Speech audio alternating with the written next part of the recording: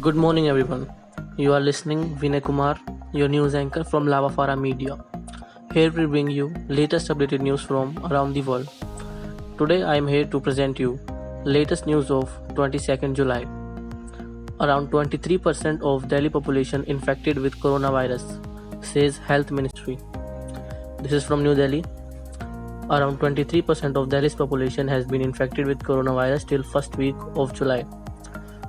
A serological survey covering over 20,000 people across the capital's 11 districts between June 27 and July 10 shows. It also points out that a large number of infected people remain asymptomatic. The findings of the survey conducted by National Center of Disease Control along with Delhi government were released on Tuesday. NCDC Director Sujit Kumar Singh said the adjusted prevalence of IgG antibodies is 22.86% after taking into account sensitivity and specificity of the tests. Nearly 6 months into the epidemic, only 22.86% of the people are infected. This can be attributed to the efforts taken up for preventing spread of infection through lockdown and other containment measures, Singh said. The results of the survey also indicate a significant 77% of population is still vulnerable. Containment measures need to continue with the same rigor.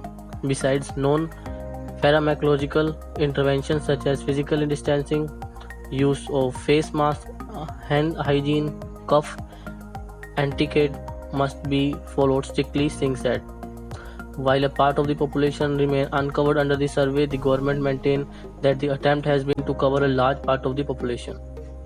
RT-PCR tests and rapid antigen tests are helpful in the treatment of individual COVID-19 patients, while antibody detection test helps assess to prevalence of infection in the community.